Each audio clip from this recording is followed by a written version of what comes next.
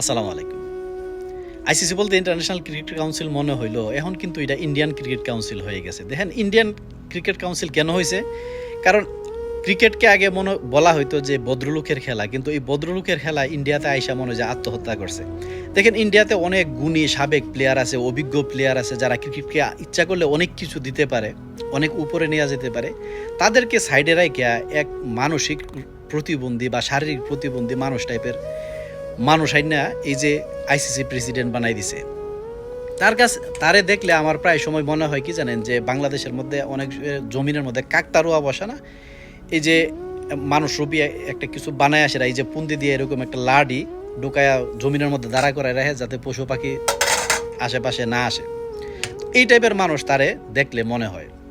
এইসব মানুষ যখন ক্ষমতা পায় তখন কি হয়, এই যে আমরা সামনেই দেখতেছি, তো মুস্তাফিজকে প্রথম নিরাপত্তা ইস্যু দেখায় আইপিএল থেকে বের হয়েছে, যদিও তারা সব নিয়ম কানুন মাইনা তারে নিছিল। তো এরপরে দেখা গেল কি বাংলাদেশকে আবার চাইতেছে ওইখানে নিয়ে টি-20 ওয়ার্ল্ড কাপ খেলাইতে। বাংলাদেশ চাইছিল শ্রীলঙ্কাতে একটা নিরপেক্ষ বেনুতে খেলার জন্য, কিন্তু সেটাতে তারা রাজি না। তো বাংলাদেশকে বাদ দিয়ে তারা স্কটল্যান্ডে আনছে। তো আনার পরে এখন স্কটল্যান্ড খেলবো। তো এর মধ্যে দেখেন বেঁকে পড়ছে আবার এই দিক দিয়ে পাকিস্তান বলতেছে না, ইন্ডিয়ার সাথে যে ম্যাচ আছে এগুলো আমরা খেলবো না। এখন তাদের পুনদের মধ্যে বাস ঢুকছে, এখন বালাকেরা ঝাটকা লাগছে, এখন তারা দৌড়াদৌড়ি শুরু হয়ে গেছে। কিন্তু বাংলাদেশের যে অবস্থানটা, এই অবস্থানটা কিন্তু বিশ্বের যে যত সাবেক প্লেয়ার আছে তারা কিন্তু বাংলাদেশের পক্ষ হয়ে কথা বলতেছে। বিশেষ করে পাকিস্তান কিন্তু একটা বড় একটা পদক্ষেপ নিছে আমাদের জন্য শুধু। এবং সাবেক প্লেয়ার যারা আছে তারাও কিন্তু, বিশেষ করে ইন্ডিয়ান অনেক প্লেয়ারও বা ইন্ডিয়ান অনেক যে স্পোর্টস সাংবাদিক আছে তারাও কিন্তু বলতেছে না, সমস্যা সৃষ্টি করছি আমরা, যেমন ইন্ডিয়ানরা।